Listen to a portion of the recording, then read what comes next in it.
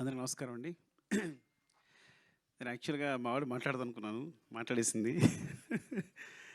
నేను చెప్పాలనుకుందా చెప్పేసింది. ఆహ్, తను సుకృతి సింగింగ్ అంటే చాలా ఇష్టం. ఐ థింక్ తను నైన్త్ మంత్‌లోనే పాడడం మొదలుపెట్టింది. బట్ యాక్టింగ్‌కి సంబంధించి ఎప్పుడు లేదు. కానీ 'పద్దక్క', 'సిందక్క' వీళ్ళిద్దరి గురించి చెప్పాలి. అసలు మామూలు జర్నీ కాదు అసలు. ఓ ₹5,000 సినిమా స్టార్ట్ చేసింది. ఈ అమ్మాయేమో సినిమా రాసుకుంది. సో, సింధు నాకు మెసేజ్ పెట్టిన తర్వాత సరే అడిగితే తను చేయనంది. సుకృతి అంటే నేను చేయను సేమ్ తను చెప్పినట్టే. నేనేమన్నానంటే అది చెప్పేసాను నేను వీళ్ళకి. తను చేయదు అంటే, కానీ పొద్దక్కే ఉంది ఒకసారి నేను మాట్లాడతానంది. మాట్లాడుతానంటే సరే అని తీసుకెళ్ళాను యాక్చువల్‌గా. సరే అయితే నేను కథ వింటానంది తను. సరే నేను కూర్చున్నాను. నన్ను చూసి గెట్ ఔట్ అంది నన్ను సుకృతి. సో నేను బయటికెళ్ళిపోయాను. సో వాళ్ళు మాట్లాడుకున్నారు. కథ ఓకే అయింది. సార్ ఫస్ట్ నుంచి ఏంటంటే తను ఎప్పుడైనా పెర్ఫార్మ్ చేస్తున్నట్టు ఎప్పుడు సరే చిన్నపిల్ల ఫేస్ పెడుతుంది. ఇలా అంటుంది. ఇలా కార్టూన్‌లా గంతులేస్తుంటది నా ముందు. నా ముందేమో గారాలు పోతుంటుంది. ఎప్పుడు ఒకే ఎక్స్‌ప్రెషన్ పెడుతుంది నాతో. డడ్డా అంటుంటది అంతే. సో దీనికి ఎక్స్‌ప్రెషన్సే వస్తాయి అనుకున్నాను నేను. సో అసలు నమ్మకం లేదు నాకు. సో మా పెద్దక్క నేను పంపిస్తే చేస్తుందని అడుగుతున్నా. చేస్తుందంటున్నారు. ఏమో సుకుమార్ కూతురు కాబట్టి చేస్తుందంటున్నారా నాకు అర్థం కావట్లా. పోనీ ఇంటికొచ్చాక నిక్కీ బాబు ఉన్నాడు వీళ్ళ కజిన్. ఇద్దరు కలిపి సీన్ డిస్కస్ చేసుకున్నారు. డిస్కస్ వాడేమో చేస్తున్నాడు, పెర్ఫార్మ్ చేస్తున్నాడు. తిను మాత్రం నువ్వు చేయరా అంటే తను చేయట్లా. పడమ్మ నువ్వు సరదా ఒక సీన్ చేసి చూపించొచ్చు కదా నాకు అన్నాను. ఎందుకంటే వాళ్ళకి సంబంధం లేదు సినిమా. బికాస్ నేను ఎప్పుడు షూటింగ్ రానివ్వను. ఎందుకు షూటింగ్ రానివ్వను అంటే షూటింగ్ వస్తే నాకు ఆ కాన్సన్ట్రేషన్ అంతా పిల్ల మీదే ఉంటుంది. పిల్ల మీద షూటింగ్ చేసుకోలేను నేను. ఎప్పుడైనా సాంగ్ జరుగుతున్నప్పుడు రమ్మంట. సాంగ్ జరుగుతున్నప్పుడు చూడండి నీకు కొంచెం ఫ్రీగా ఉండి యాక్షన్ గట్టేమో డాన్స్ మాస్టర్ కొరియోగ్రాఫర్ చెప్తూ ఉంటాడు. సో వీళ్ళకేంటంటే మా డాడీ ఏం చేయట్లేదని. సో నా కొడుకైతే బాగా ఏడిపిస్తుంటాడు. ఏముంది అందరూ షూటింగ్ అందరూ చేస్తాను నువ్వు ఖాళీ కూర్చున్నావు అంతే ఏం చేస్తున్నావు అంటుంటాడు. సో సో వీళ్ళ బ్రెయిన్‌లో సుకృతి కానీ నా కొడుకు కానీ ఇద్దరి బ్రెయిన్‌లో అంటే నేను డైరెక్టర్ అంటే ఏం చేయడు సెట్‌లో కూర్చుంటాడు అందరూ వర్క్ చేస్తుంటారు. ఏ నో నో నో యో నాట్ మీ తమ్ముడు అనుకుంటాడా లేదా చెప్పు. మీ తమ్ముడు అనుకుంటాడా లేదా? అనలేదా? అవునవును. ఓకే. సరే కరెక్టే. నిజం తను ఎప్పుడు అనదు. బట్ వాడెప్పుడు నా ఉద్దేశంలో వాడికి నేను ఎప్పుడు ఒక డమ్ ఫెలో నేను. సరే ఓకే. హ్మ్. సరే చేయదు. సరే నాకు చూపిస్తుంది. వీళ్ళు షూటింగ్‌కి వెళ్ళిపోతున్నారు. నాకు టెన్షన్. ఆడు ఏం చేస్తది? సరే చేస్తదా? ఒక 2 డేస్ షూట్ తర్వాత ఫోన్ చేశా. గుర్తుందో లేదో పద్దుకు ఫోన్ చేశాను. పద్దక్క చూడు నిజంగా నువ్వు మొహాటంగా చేస్తున్నావేమో ఒక 2, 3 షూట్ అయింది అనుకుంటా 1 వీక్ అయింది. నీకు కావాలితే మనీ అంతా నేను ఇచ్చేస్తా. నువ్వు వేరేని పెట్టుకో. నువ్వు మొహాటంతో చేయొద్దు. అయ్యో! సార్ మీకు తెలీదని. సరే తర్వాత తన క్లిప్ పంపించింది. నేను షాక్ అయిపోయాను. అసలు ఎప్పుడు తన గురించి సినిమా గురించి మాట్లాడలేదు. పెర్ఫార్మెన్స్ గురించి మాట్లాడలేదు. నాకు పెర్ఫార్మెన్సెస్ అంటే చాలా ఇష్టం. నేను మీరు నమ్మరు కాస్టింగ్ కోసం నా సినిమాలో ఆర్టిస్టుల కోసం 1 ఇయర్ కూడా కేటాయించాను. రంగస్థలం అయితే ఒక 8 మంత్స్, పుష్ప అయితే ఆల్మోస్ట్ 9 మంత్స్. మీరు నమ్మరు. నా దగ్గర వచ్చిన ప్రతి ఆర్టిస్టు ఎవరైనా అనుకుంటారు అందరూ వచ్చేది కార్డు ఫోటో ఇచ్చేసి వెళ్ళిపోతున్నామని. మా వాళ్ళు ప్రతి ఒక్కళ్ళని ఇంటర్వ్యూ చేస్తారు. వాళ్ళ చేత పెర్ఫార్మ్ చేస్తారు. నేను అన్ని వీడియోస్ చూస్తాను. నాకు అది ఇష్టం బాగా. ప్రతి ఒక్కరి వీడియోస్ చూస్తాను. నచ్చిన వాళ్ళని సెలెక్ట్ చేసుకుంటాను. మళ్ళీ అందులో 10 మందిని పిక్ చేస్తాను. మళ్ళీ వాళ్ళని సెలెక్ట్ చేసుకుంటాను.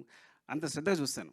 సో అలాంటిది నేను షాక్ అయిపోయాను తన పాపం. మరి పద్దక్క ఏం చెప్పిందో చెవిలో వాళ్ళిద్దరు ఏం మాట్లాడుకున్నారో, ఏం చేశారో తెలీదు గానీ, సో చాలా చాలా బాగా చేసిందని చెప్పడానికి కూడా అసలు నాకు అంత సిగ్గులేదు. నా కూతురు గురించి చెప్పడానికి అస్సలు సిగ్గులేదు. బాగా చేసిందని చెప్పడానికి.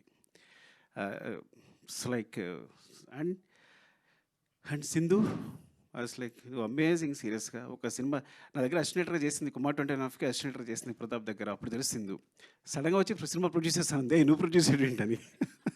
వీళ్ళ పట్టుదల చూడండి. చూసుకుని మొత్తం జర్నీ స్టార్ట్ చేశారు. సినిమా కంప్లీట్ చేశారు. ఇలా జరిగింది. తర్వాత అందరం వచ్చి చేరాం. అండ్ స్పెషల్లీ అంటే సింధు ధైర్యం తెలీదు గానీ పాపం తనకున్నదేదో ఏం చేసిందో నాకు తెలీదు. మొత్తం ఈ సినిమా కంప్లీట్ చేసింది. క్రౌడ్ ఫండింగా, తను ఫండింగా అదంతా నాకు తెలీదు. బట్ ఒక సినిమా చేయడం, ఒక మంచి సినిమా చేయడం కోసం వాళ్ళ పట్టుదల ఇద్దరు కూర్చుని అండ్ పద్దక్క గురించి చెప్పాలంటే అసలు స్క్రిప్ట్ ఎంత బాగా రాసుకుందంటే చెప్తున్నప్పుడు ఎంత హుక్ అయిపోయానంటే చెప్తున్నప్పుడు ఎంత బాగా రాసుకుంది. సరే బాగా రాసుకుంది. బాగా తీస్తలేదా? ముందు రోజు ఫోన్ చేస్తుంది. నేను తీస్తానా సార్ అని. నువ్వు బాగా తీస్తా ఏం పర్లేదు. ఎందుకంటే ఎప్పుడో నేను 'ఆర్య' అప్పుడు కథ చెప్పడానికి వెళ్ళినప్పుడు, చిరంజీవి గారికి కథ చెప్పడానికి వెళ్తే, చిరంజీవి గారు కథ విన్నారు. కథ విని అరవింద్ గారు ఫోన్ చేశారు చిరంజీవి గారికి. అంటే, "కాదు అబ్బాయికి ఎక్స్‌పీరియన్స్ ఏం లేదు. ఎక్కడ అసిస్టెంట్‌గా చేయలేదు. చేయగలడా?" అని అడిగారు అరవింద్ గారు అక్కడి నుంచి. నా ఫోన్ వినిపిస్తుంది. చిరంజీవి గారు ఇక్కడి నుంచి చెప్పారు. "అబ్బాయి కథ చెప్పే విధానం చూస్తే గనక, కెమెరా పాతి తీసినా సినిమా హిట్టే. వదిలేసేయి" అన్నారు. అంటే కథ ఒకళ్ళు చాలా చెప్తారంటే తీయగలరని నమ్మకం ఉంది నాకు. సో, నువ్వు తీయగలవు. కథ చాలా చెప్తున్నావు అని చెప్పాను. సినిమా చూసాక ఎంత క్లీన్ షార్ట్ డివిజన్, వాళ్ళకున్న తక్కువ టైము, తక్కువ డేస్‌లో ఎంత అందంగా కథ చెప్పింది అంటే, చాలా మంచి రైటర్, సూపర్బ్ రైటర్ అసలు. ఎంత చెప్పింది అంటే, మళ్ళీ సినిమా మొత్తం చూసిన తర్వాత కూడా నేను ఇట్స్ లైక్ ఈ అమ్మాయి ఎక్కడికి వెళ్తుంది డెఫినెట్‌గా. ఇక్కడ ఉండదు. షీల్ వండర్స్ చేస్తుందండి. అలాగే నిజంగా బెలారస్ కదా! Belarus festival this great achievement. అంటే టోటల్ ఫిల్మ్ ఆఫ్ ది ఒక బెస్ట్ ఫిల్మ్ రావడం, జ్యూరీ తరఫు నుంచి కూడా బెస్ట్ ఫిల్మ్ రావడం అనేది. అండ్ పొద్దక్క థ్యాంక్స్ ఫర్ దిస్ బికాస్ సుకృతిని క్యాస్ట్ చేసినందుకు చాలా రుణపడి ఉంటాను. తను ఒక మంచి మెమరీగా మిగిలిపోతుంది సినిమా అనేది. సింధు, పద్దు మీ ఇద్దరికి థ్యాంక్స్ చెప్పాలి. తర్వాత మావాడికి కూడా థ్యాంక్స్ చెప్పలేను నేను ఈ విషయంలో మాత్రం. అందరికీ అంటే పేరు పేరున అంటే నేను ఏం మాట్లాడకుండా చేశారు, ఏం మాట్లాడడానికి కూడా లేకుండా చేశారు. వాళ్ళందరూ అన్నీ మాట్లాడేసి క్లియర్గా. పద్దకైతే మరీ వివరించి చెప్పేసింది సింధు అందరూ. అండ్ చక్రపాణి గారు థ్యాంక్ యూ అండి. And Lavanya thank you. నేను ఫస్ట్ టైం అంటే నా సినిమాలో క్యాష్ చేసి కానీ నా కూతురు ఇంకొకరు మదర్ ఫాదర్ అంటే చూడడానికి నాకు నాన్న అని అంటుంటే, అమ్మ అంటుంటే నాకు ఇక్కడ గుండెలో గుచ్చుకుంటుంది.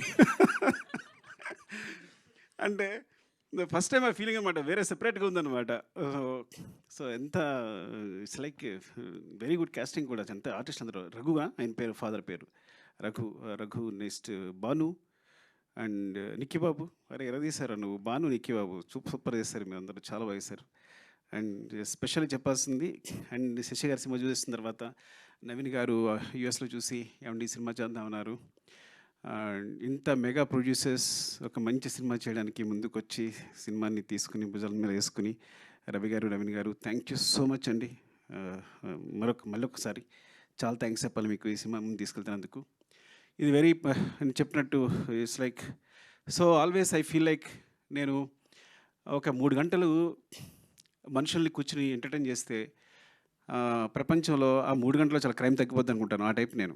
సో నా మెసేజే ఎంటర్టైన్మెంట్. నేను ఇప్పుడు అదే ఫీల్ అవుతాను. ఎందుకు ఫీల్ అవుతాను అంటే, నా బిగినింగ్లో నేను పోయిమ్స్ రాసేవాడిని, చాలా సెన్సిటివ్, చాలా నేను పోయిట్ రాసేవాడిని, కథలు రాసుకునేవాడిని, ఎవరితో మాట్లాడేవాడిని, సిగ్గు. ఇండస్ట్రీకి వచ్చాను. ఇండస్ట్రీకి వస్తే చాలా కష్టాలు పడుతున్నా, సరిగ్గా మాట్లాడలేకపోతున్నా, ఊపిరాడట్లేదు, ఎవరైనా వస్తే టప్పని లేచిపోతున్నా. ఒక ఆయన వచ్చాడు, ఏమండి మీరు ప్రతి ఎక్కువ రెస్పెక్ట్ ఇచ్చేస్తున్నారు, ఇలా చేసి మీరు ఇండస్ట్రీలో ఉండరు అన్నాడు. నాకు అర్థం కాల. సో ఇట్స్ లైక్ అంటే ఏం చేయాలన్నా ఇప్పుడు ఇదంతా ఈ సినిమా డైలాగులు ఇవి అంత గందరగోళంగా అనిపిస్తుంది. అప్పుడు నేను మా గురుగారి దగ్గరికి వెళ్ళాను. సార్ నాకు పడట్లేదు సార్ సినిమా అనేది, నేను ఇమ్మలేకపోతున్నాను, అంత కమర్షియల్గా ఉంది, అంత డబ్బు ఇదంతా, సో దానికోసం సినిమా చేయాలా, మనం నేను సమాజాన్ని బాగు చేసేలేమా, ఏదో అంత పెద్ద మాటలు మాట్లాడాను. ఆయన ఒకటే మాట అన్నాడు, ఒక పేపర్ ఇచ్చాడు, పెన్ ఇచ్చాడు, పేపర్ తీసుకో, పెన్ రాసుకో, ఒక కవిత రాసుకో. నేను ఎవడైనా అడుగుతాడా? నీ జీవితాంతం పేపర్స్ ఇస్తా, నీ పెన్ ఇస్తా, నీ కవితలు నువ్వు రాసుకో. సినిమా అంటే వాళ్ళు పెట్టడానికి ₹1,00,00,000 అవుతున్నాయి అనుకో, అది బిజినెస్ అయిపోయింది ఆల్రెడీ. ఫస్ట్ నువ్వు కొంత ఇన్వెస్ట్ చేసిన ఏదైనా సరే, ఈ ప్రపంచంలో కొంత ఇన్వెస్ట్ చేసిన ప్రతిదీ బిజినెస్ అవుద్ది. సో ఆ వన్ షేర్ పెడుతుందంటే 1 షేర్ వెనక్కి రావాలి. So you're doing a business first. So నీ ఆర్ట్ని బిజినెస్గా చేసుకున్నప్పుడు దానికి స్టిక్ ఆన్ అయ్యిండు. అలా అయితే అక్కడికి వెళ్ళు. Your message is entertainment. మనుషులు ప్రతిదాని సమాజంలో ఆనందం కోసం బతుకుతారు. వాళ్ళు ఎంటర్టైన్మెంట్ ప్రతి ఒక్కళ్ళు చివరికి ఆనందం అనే స్థాయిని పొందడానికి ట్రై చేస్తుంటారు. యు ఆర్ గివింగ్ ద ఆనందం అంటే ఎంటర్టైన్మెంట్. That's your message. ఇలా అనుకుంటే సినిమాకి వెళ్ళు, లేకపోతే ఇక్కడే ఉండిపో, కవితలు రాసుకో అన్నాడు. నేను సినిమాకి వచ్చాను.